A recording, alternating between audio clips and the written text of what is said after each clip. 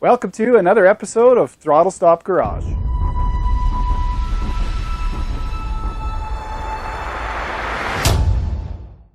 In this episode, what we're going to have a look at is how we're going to get the engine in and out of the car. I don't mind saying that I actually put the camera on today merely to have the motivation to get things done. So I've been out here, I guess, for almost a week, every evening futzing around. And really, I'm not making any headway. I'm doing, I guess, it's just an engine cradle that I need to do.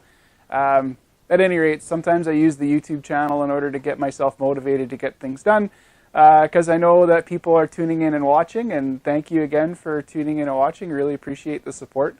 Okay, so what I did was something a bit crazy.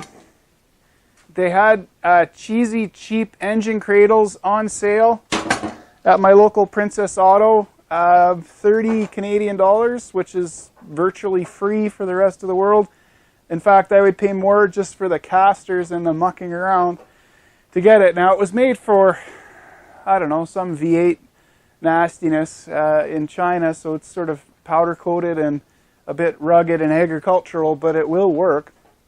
Now, I need to be able to get the engine in and out of the car, and where I put the car isn't really underneath my hoist, my engine hoist, which is a barn door track. That's not really centralized. I should do something about that. But I'm tired of heaving the mock-up engine in and out of the car, and the mock-up engine has to go in the car this way at least one more time. So I actually did a whole bunch of work for basically one engine insertion, so I didn't have to roll the engine over, throw it in underneath the car, roll it up, because that's getting a bit, it's getting a bit rough. I actually sort of slightly injured my back the last time. Just got a bit of a tweak from the wrong place. I'm getting old. It wasn't serious, but there you go. Someone says the width of the pan, right? So the pan at the back is very wide. Very, very wide. She's hippie. So we're going to have to get rid of that. I don't know how much, right? It's not uncommon to have to do this. And because of the way, I'm actually pointing to my frame, which is still right there. The way that I built the back end of the lower control arm support piece for that K-member on the front means that the pan for sure is going to foul that. There's just no way on God's green earth it's not going to foul that. I don't know how much. Given that the subframe is being welded to the frame, there's no way that the engine is ever coming out the bottom. The engine's always going to have to come out the top, which is, like suboptimal, but it is what it is. There's no bolts or anything on the bottom of this thing to bolt it in and bolt it out. So it's a permanent thing, so we're going to have it so the the engine can physically go into the car. And physically be removed from the car. We don't want to be in a situation where that engine's in there forever and ever, amen. Okay, so the engine sits on an angle, and that presents a problem if you're going to use the idea was to take the pieces off of the frame jig and then just roll the engine in. Sort of Binky style, right? They've got the big track thing in the engine that goes in and out, which is very slick. So wish I would have done that, but hey, I couldn't afford to even buy the I-beams for it. So I can just remove, because I made all of my pieces removable on my frame, on my chassis frame. So I can just take those off, and then I thought, well, I'll just bolt the engine onto this cheap dolly, and then just roll it straight down the middle. Comes apart, and I just have it sitting. So it's just 1-inch tube, because that's what they made this thing out of, and I had lots.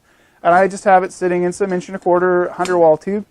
Fits right in nicely. I just ground the weld off the inside of the tube. So here's the back. So these hook onto the back of the motor actually, and then the transmission is just dangling out the back. But they come off too. And I just gave them sort of a 3/4 of an inch worth of insertion. In essence, gravity is holding this whole thing there. So it's not going anywhere. And once it goes in, I undo 4 bolts here off of these 2 parts. Take these off. Take those 2 bolts off of that side. And the bottom of the cradle just falls. The plan is to stuff the engine in the car, get that angly piece mocked up, put the frame back in, not for the last time, but for the second or third last time, throw the frame underneath. We already did a little piece on the sway bar before.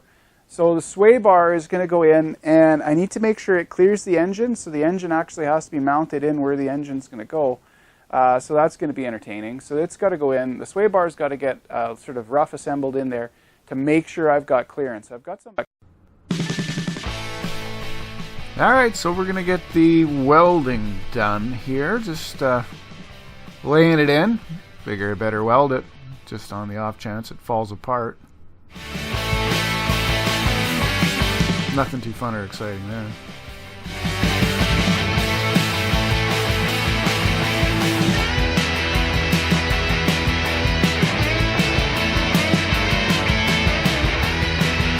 Okay, now with it back assembled, we're going to throw the engine on it and get the engine bolted in. Get that ready to go. Nice.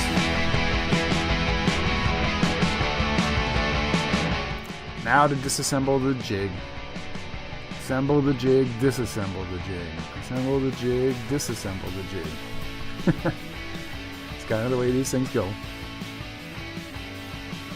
But that was perfect. No strain, no pain. Easy peasy.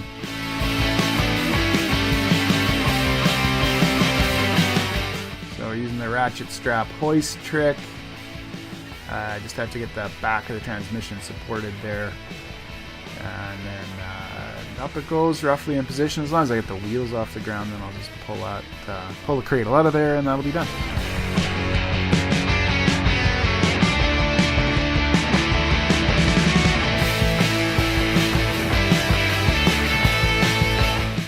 I remember this day, I actually kind of felt for a minute I was making progress. I was rolling along, getting things done. Trying to get that engine sort of leveled out to where I think it should be. Alright, frame time. Oh yeah, I did notice that the frame then won't go up. You get the whole thing in there, then it won't clear the pan. Well, I already knew it wouldn't clear the pan. Heavens. Alright, just marking off for where the firewall is going to need to be trimmed to clear the bell housing, or at least create clearance for the bell housing. I don't know, tried to make a little cardboard template here and draw a nice little curve.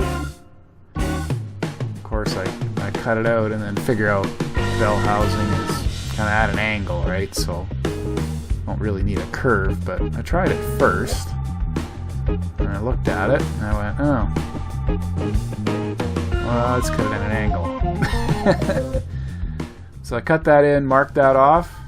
That was good. Take the frame back out because, of course, it won't clear the pan. Dummy. Then maybe I should support the engine and take the other bits and pieces, the ratchet strap and stuff off. So you won't be needing that. And we're going to put some tin foil over top of stuff. Mostly because the plasma is coming out. Yay, I've got a little hypertherm. I think it's a 30 or something. Anyways, great for cutting sheet metal and chopping cars apart.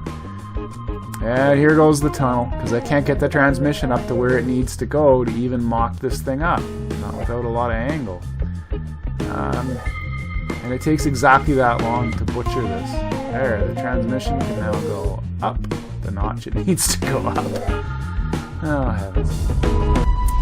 And we're done. Thanks for tuning in. Anyways, we'll be back with another short one later on in this week.